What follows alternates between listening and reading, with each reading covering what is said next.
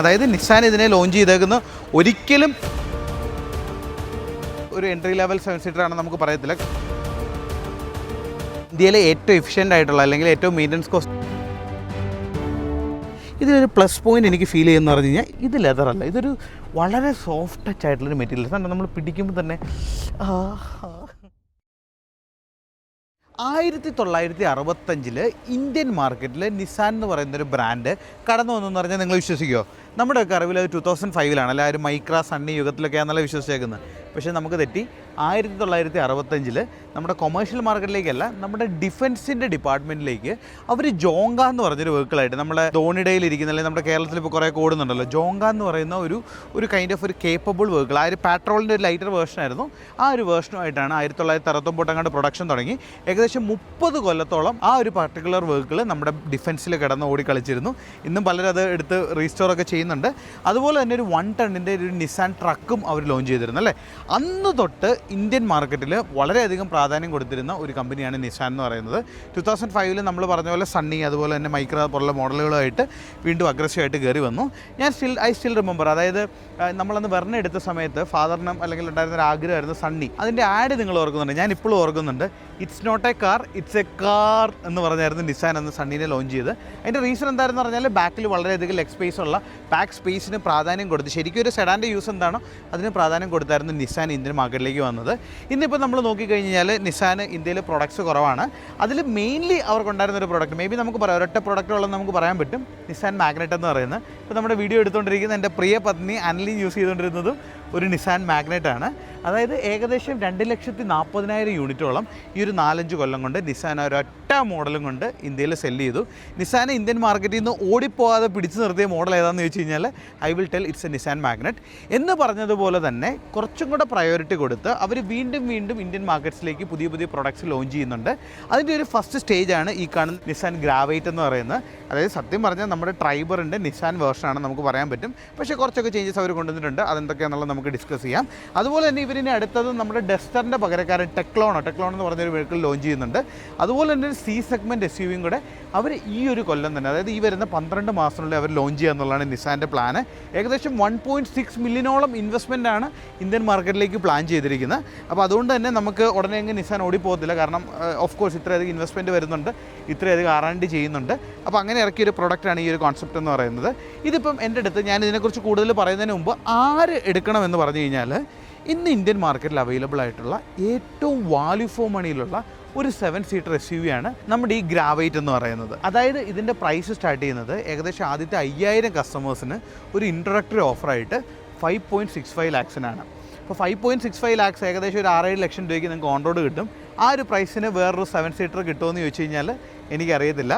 May be driver ആയിരിക്കും, പക്ഷേ രണ്ടിൻ്റെയും തമ്മിൽ ഡിസൈൻസ് വ്യത്യാസങ്ങളൊക്കെ വരുന്നുണ്ട്. I will of course go with Nissan counter part എന്ന് പറയുന്ന പോലെ. പിന്നെ ഒരു ഫ്രണ്ട് ഡിസൈൻ എടുത്തു കഴിഞ്ഞാൽ നമ്മുടെ ത്രൂ ഔട്ട് LED ഹെഡ്ലൈറ്റ്സ് ആണ് ഇവിടെ വന്നിരിക്കുന്നത്. പ്രൊജക്ടർ ലാംപ്സ് കൊടുത്തിട്ടുണ്ട്, ഇവിടെ ഒരു ഹാലജൻ ലൈറ്റ്സ് കൊടുത്തിട്ടുണ്ട്. ഇപ്പം ഞാൻ ഈ കാണിക്കുന്ന വേരിയൻ്റ് എന്ന് പറയുന്നത് ഒരു ലിമിറ്റഡ് എഡിഷൻ വേരിയൻ്റ് ആണ്. അതായത് 1001 യൂണിറ്റ് മാത്രം, അതായത് ആദ്യം ബുക്ക് ചെയ്യുന്ന 1001 യൂണിറ്റ് മാത്രമേ ഈ ഒരു വേരിയൻ്റ് അവൈലബിൾ ആകത്തുള്ളൂ. അതുകൊണ്ടാണ് ഇതിനിവിടെ ദാണ്ട് അഡീഷണൽ ആയിട്ട് ഒരു ഓറഞ്ച് കളർ ഷെയ്ഡിലുള്ള ഒരു എലമെൻറ്റ് കൊടുത്തിരിക്കുന്നത്. ഇനി അതല്ലെന്നുണ്ടെങ്കിൽ ഇപ്പോൾ അകിൽ കാണിച്ചു തരാം, അല്ലെങ്കിൽ ഞാനിപ്പോൾ കുറച്ച് ബീറോൾസ് എടുത്തു തരാം. നോർമൽ സിനാരിയയിൽ വരുന്ന നോർമൽ ഗ്രാവിറ്റസിൻ്റെ ഫുൾ ഓപ്ഷൻ ഉണ്ട്. ഇതൊരു എക്സ്ട്രാ ഒരു 1001 പീസ് മാത്രം വരുന്ന ലിമിറ്റഡ് എഡിഷനാണെന്ന് നമുക്ക് പറയാൻ പറ്റും. കുറച്ചുകൂടെ പ്രൊജക്റ്റ് ചെയ്ത് നിൽക്കുന്ന വളരെ ഭംഗിയിൽ ഡിസൈൻ ചെയ്തിട്ടുള്ളൊരു ഫ്രണ്ട് സ്റ്റൈലാണെന്നുള്ളത് നമുക്ക് പറയാൻ പറ്റും. അതായത് ഒരു 7 സീറ്റർ അല്ലെങ്കിൽ ഒരു എൻട്രി ലെവൽ 7 സീറ്റർ ആണെന്ന് നമുക്ക് പറയത്തില്ല. കാണുമ്പോൾ ഒരു പ്രീമിയം ഫീൽ തരുന്ന രീതിയിലാണ് അതിൻ്റെ ഡിസൈനിങ് വന്നിരിക്കുന്നത്. ഇനി ഇതിൻ്റെ സൈഡ് പ്രൊഫൈൽസിലേക്ക് നമ്മൾ വന്നു കഴിഞ്ഞാൽ 15 ഇഞ്ച് വീൽസാണ് ദാണ്ട് നിസാൻ ഇവന് കൊടുത്തിരിക്കുന്നത്. ഏകദേശം അതിൻ്റെ വിഡ്ത്ത് നമ്മൾ എടുത്തു കഴിഞ്ഞാൽ 185 mm 185, 65, R150 എന്നാണ് അതിന് പറയുന്നത്. ഇവിടെ നിന്നാണ് ഒരു ഓറഞ്ച് ക്ലാഡിങ് കൊടുത്തിട്ടുണ്ട്. ഇത് സ്റ്റിക്കറാണെന്ന് എനിക്കൊന്നും, ഇത് ലിമിറ്റഡ് എഡിഷനിൽ മാത്രമേ വരത്തുള്ളൂ. നിങ്ങൾക്ക് എപ്പോഴും ഒന്നും കിട്ടത്തില്ല. ആദ്യത്തെ 1001 യൂണിറ്റ് മാത്രമേ ഈ ലിമിറ്റഡ് എഡിഷനിൽ അവൈലബിൾ ആയിട്ടുള്ളൂ.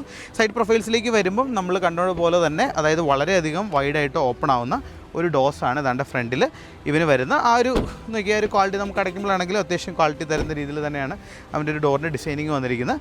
ബാക്ക് സീറ്റ് ആണെങ്കിൽ നമ്മൾ 7 സീറ്റർ വേരിയൻ്റ് ആയതുകൊണ്ട് തന്നെ ഇത് സീറ്റ്സ് മടക്കിയിട്ടാണ് കയറേണ്ടത്. ഇപ്പം നിങ്ങൾ കാണുന്നുണ്ട്. This is like A proper use case scenario നമുക്ക് പറയാൻ പറ്റും.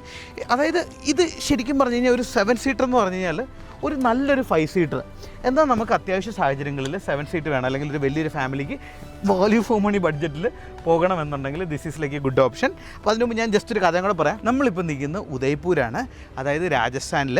നമ്മൾ ഡെസേർട്ടാണെന്നൊക്കെ വിചാരിക്കും, അല്ല, ഇതിൻ്റെ 2 സൈഡുകളിൽ നല്ല പച്ചപ്പൊക്കെയുള്ള ഏരിയ ഉണ്ട്. അവിടുത്തെ ഒരു രാജകൊട്ടാരത്തിലാണ് നമ്മളിന്ന് ഈ ഒരു മോഡൽ ലോഞ്ച് ചെയ്യാനായിട്ട് വന്നേക്കുന്നത്. അതിൻ്റെ കുറച്ച് ബി റോൾസ് അകലി പാടി തരും. ഇനി അതിൻ്റെ വ്ളോഗായിട്ട് നിങ്ങൾക്ക് കാണുന്നുണ്ടെങ്കിൽ ഞാനും എല്ലാം കൂടെ പുതിയൊരു വ്ളോഗ് ചാനൽ സ്റ്റാർട്ട് ചെയ്തിട്ടുണ്ട്. അതിൽ വരെ സബ്സ്ക്രൈബ് ചെയ്യുക, കാണുക കേട്ടോ. അപ്പോൾ ഞാൻ പറഞ്ഞു വന്നത്, ഈ ഒരു സൈഡ് പ്രൊഫൈൽസിലേക്ക് വന്നു കഴിയുമ്പോഴത്തേക്കും, അല്ലെങ്കിൽ നമ്മൾ അകത്തിരുന്ന് കഴിയുമ്പോഴത്തേക്കും നമുക്കിതൊരു 5+2 സീറ്റർ വെഹിക്കിൾ എന്ന് വിളിക്കുന്നതായിരിക്കും കുറച്ചുകൂടെ ആപ്റ്റ്. ഒരു 5 സീറ്റർ എന്ന് പറഞ്ഞു നോക്കി എന്ത് സ്പേഷ്യസ് ആണെന്ന് നോക്കി. പിന്നെ അത് മാത്രമല്ല, അല്ലെങ്കിൽ അടുത്ത് വന്നിട്ട് ഈ ഒരു മെറ്റീരിയൽസ് ഏതാണ്ട് പ്രോപ്പറായിട്ടാണ് അതിൻ്റെ ഒരു ഡിസൈൻ സ്റ്റൈൽ വന്നിരിക്കുന്നത്. അത് മാത്രമല്ല, ഇത് ലെതറാന്ന് തോന്നുന്നു. ഇത് ലെതറല്ല, ഇതൊരു വളരെ സോഫ്റ്റ് ടച്ച് ആയിട്ടുള്ളൊരു മെറ്റീരിയൽസ് ആണ്. നമ്മൾ പിടിക്കുമ്പോൾ തന്നെ എന്ത് സുഖമാണെന്ന് നിങ്ങളൊന്ന് ചെക്കൗട്ട് ചെയ്ത് നോക്കിയാൽ മതി. നമുക്ക് ബാക്ക് സീറ്റിൽ കയറിയിരുന്ന് നോക്കാം. ഇതൊരു എക്സ്ട്രയ്ക്ക് വേണ്ടിയിട്ട് ചെയ്തിരിക്കുന്നതാണ്. ഹൈറ്റ് അത്യാവശ്യം നല്ല ഹൈറ്റ് വരുന്നുണ്ട്. ഈ തൊപ്പി ഞാൻ വെച്ചിട്ട് പോലും എൻ്റെ തല മുകളിൽ ഇടിക്കുന്നില്ല. നോർമൽ AC വെൻസാണ് വരുന്നത്. സ്പെഷ്യൽ എഡിഷന് വരുമ്പോൾ കുറച്ച് പ്രത്യേകതകളുണ്ട്. ഞാൻ പറഞ്ഞ പോലെ ആ ഒരു സാധനം മാത്രമല്ല, JBLൻ്റെ സ്പീക്കേഴ്സ് വരുന്നുണ്ട്, ഡ്യുവൽ ഡാഷ് ക്യാം വരുന്നുണ്ട്, ഈ കൊടുത്തിരിക്കുന്ന ഗ്രാഫിക്സുകളൊക്കെ വരുന്നുണ്ട്, ആംബിയൻ ലൈറ്റ് അഡീഷണൽ ആയിട്ട് വരുന്നുണ്ട്.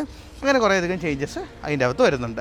പിന്നെ നമുക്കിതിൻ്റെ ഇൻറ്റീരിയറിൽ കയറി ബാക്ക് സീറ്റും കാണാം, ഫ്രണ്ട് സീറ്റും കാണാം. അതിന് മുമ്പ് എഞ്ചിൻ ബേ ഒന്ന് ഞാൻ നിങ്ങൾക്ക് ഓപ്പൺ ചെയ്ത് കാണിച്ചു തരാം. അപ്പോൾ ഇതിൻ്റെ എഞ്ചിൻ നമ്മളൊന്ന് ഓപ്പൺ ചെയ്ത് നോക്കേണ്ടത് അത്യാവശ്യം വെയിറ്റ് ഉള്ളൊരു ഹുഡാണ് കേട്ടോ. എഞ്ചിൻ ഇപ്പോൾ ഓണാണ്. നിങ്ങൾക്ക് എത്രമാത്രം വൈബ്രേഷനോ സൗണ്ടോ ഒക്കെ കേൾക്കുന്നുണ്ടെന്നുള്ളത് നോക്കുക. ഇത് 1 ലിറ്ററിൻ്റെ 3 സിലിണ്ടർ വരുന്ന നാച്ചുറലി ആസ്പിറേറ്റഡ് എഞ്ചിനാണ് ഇവന് നിസാൻ കൊടുത്തിരിക്കുന്നത്. ഇതിന് ഏകദേശം 115 PS പവറൊന്നുമില്ല. ഇതിന് ഏകദേശം 72 PS പവറും 95-96 Nm ടോർക്കുമാണ് ഇവന് വരുന്നത്.